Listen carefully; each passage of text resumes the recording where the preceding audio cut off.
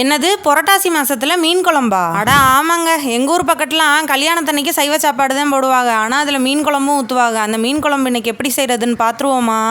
அதுக்கு ஒரு 10-15 வாழைப்பூ எடுத்து அதோட நரம்பையும் அந்த பிளாஸ்டிக் மாதிரி இருக்கிறதையும் எடுத்துட்டு நல்லா சுத்தம் பண்ணி எடுத்து வச்சுக்குவோம். ஒரு பவுல்ல 1/4 கப் கடலை மாவு, 2 டேபிள் ஸ்பூன் அரிசி மாவு, 1/2 டீஸ்பூன் மிளகாத்தூள், 1/2 டீஸ்பூன் உப்பு, 1/4 டீஸ்பூன் பெருங்காயத்தூள் எல்லாம் போட்டு தேவையான அளவு தண்ணியையும் ஊற்றி பஜ்ஜி மாவு பதத்துக்கு நல்லா பிசைஞ்சு எடுத்து வச்சுக்கிட்டு சுத்தம் பண்ணி வச்சிருக்க வாழைப்பூவை அந்த மாவோட பரட்டி எண்ணெயில நல்லா பொரிச்சு எடுத்து வச்சுக்கிட்டு ஒரு கடாயை வச்சு அது நல்லா காஞ்சதுக்கு அப்புறம் அதுல 2 டேபிள் ஸ்பூன் நல்லெண்ணெயை சேர்த்து சோம்பு வெந்தயம் சேர்த்து நல்லா பொரிய விட்டு அதோட 5-6 பல்லு பூண்டு, ஒரு கொத்து கருவேப்பிலை, ஒரு பச்சை மிளகா, ஒரு மீடியம் சைஸ் வெங்காயத்தை சேர்த்து நல்லா வதக்கி விட்டு இப்போ ஒரு தக்காளியை சேர்த்து அது நல்லா வதங்கினதுக்கு அப்புறம் 1/4 டீஸ்பூன் மஞ்சத்தூள், 1/2 டீஸ்பூன் உப்பு, 4 டீஸ்பூன் குழம்பு மிளகாத்தூள், கரைச்சி வச்சிருக்க கெட்டியான 50 கிராம் புளி, தேவையான அளவு தண்ணி எல்லாம் சேர்த்து குழம்பு ஒரு 10 நிமிஷம் கொதிக்க வச்சு அதோட பொரிச்சு வச்சிருக்க வாழைப்பூவையும் சேர்த்து கொதிக்க வச்சு இறக்கணும்னா ஒரு அருமையான சைவ மீன் குழம்பு ரெடி ஆயிருங்க.